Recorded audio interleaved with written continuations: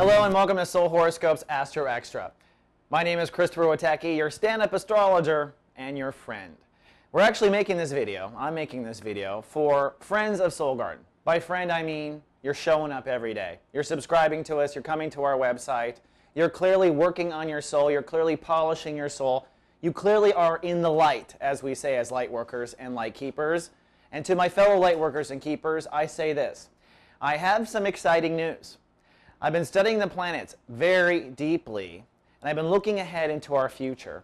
And I can see that in the next 5 to 6 months, I believe that the new light work generation is going to not only stand in their power, but begin the re-evolution toward the age of Aquarius.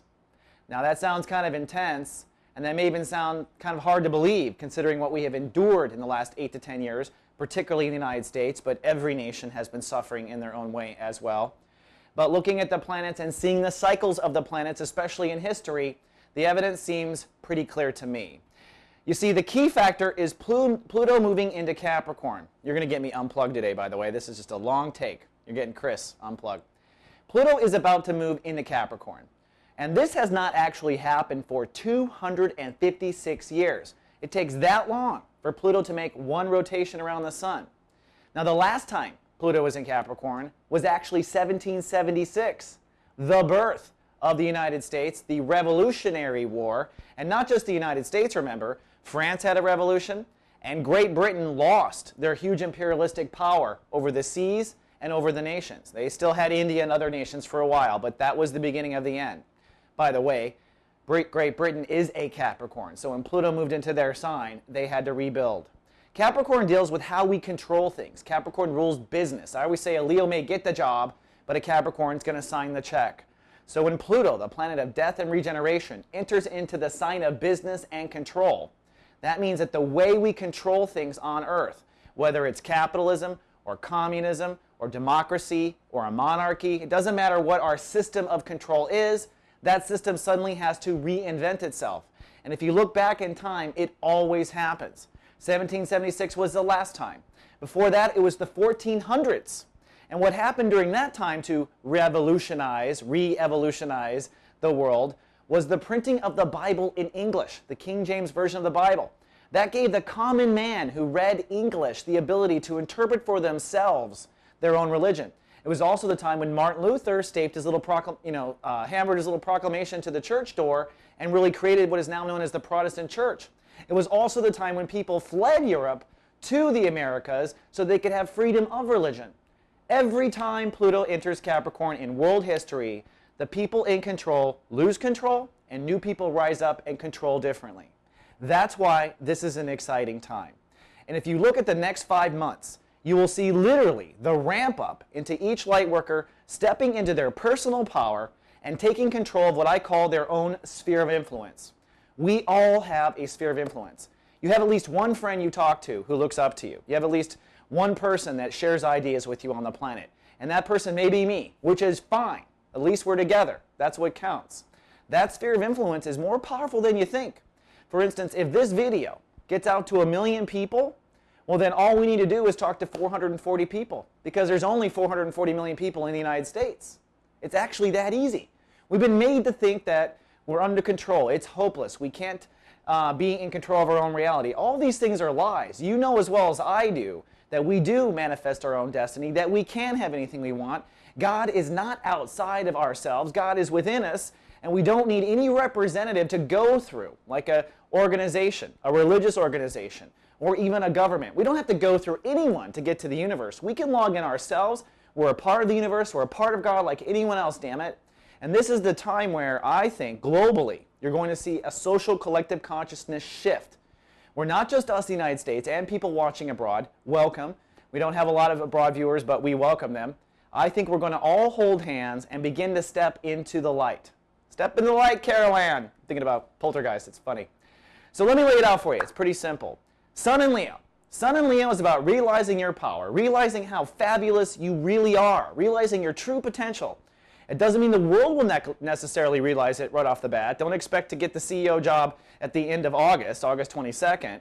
But do expect to understand and believe in your heart by the end of this month that you deserve that job, that you can do it a lot better than somebody else, and that you have a sphere of influence and you are ready to claim your throne. Whether you have a constituency of 1 or 1 million, doesn't matter. We're holding hands, we're doing it together. So through Leo, it's about standing in our power. Then the sun goes into Virgo. Now Virgo is the planet of, the sign of anal retentiveness and organization and healing. So when the sun goes into Virgo, this generation of light workers now begins to reorganize themselves. It's no accident that the Democratic and Republican national conventions are happening in Virgo, right? That's when they're going to reorganize, when they're going to get ready for the big race. And it's when they're going to announce their running mates, etc. So the sun in Virgo is going to be a very difficult and powerful time. And probably the most powerful weekend of that period will be September 3rd and 4th, where the sun itself conjuncts Saturn, and each individual makes a decision to either grow up or not grow up. And I encourage you to grow up wherever you have to grow up. I'll be encouraging you in the horoscopes too, so don't worry, you're going to get a little more oompah-pah.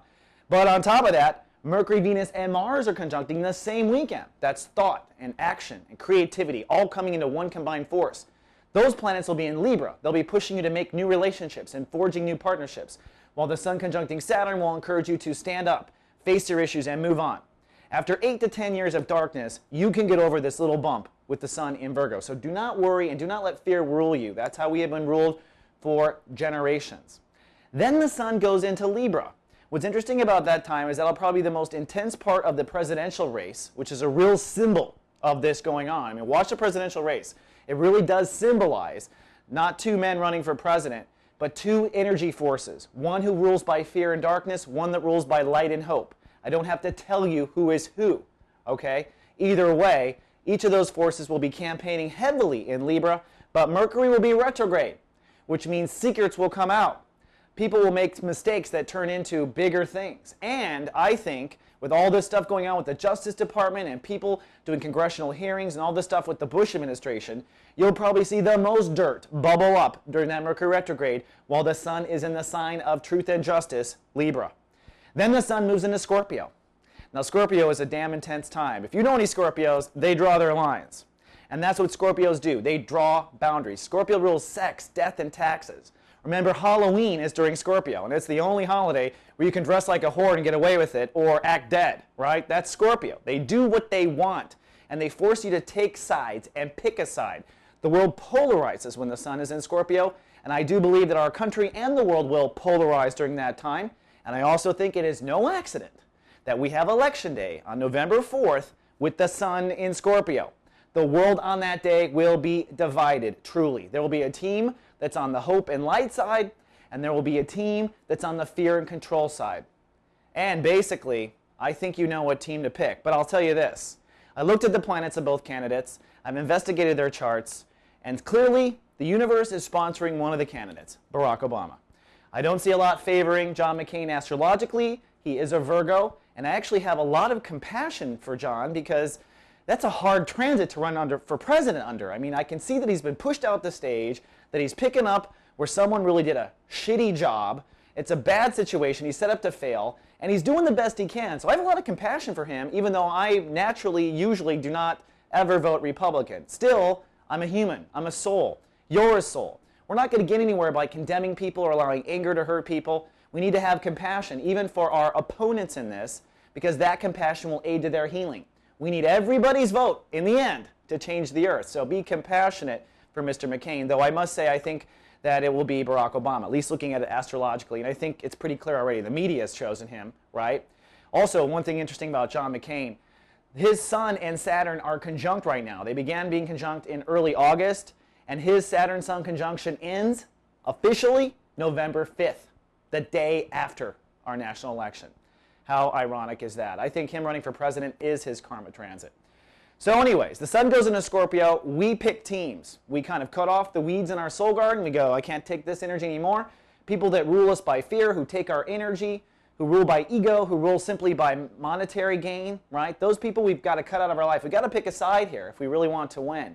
Then the sun goes into Sagittarius, the most optimistic and hopeful and abundant vibration there is in the solar system. Sagittarius is just joyous. You know, if remember, Thanksgiving is in Sagittarius. It's all about filling our bellies. Then the next day is the biggest shopping day of the year. Why isn't the biggest Christmas shopping day of the year in the sun in Capricorn?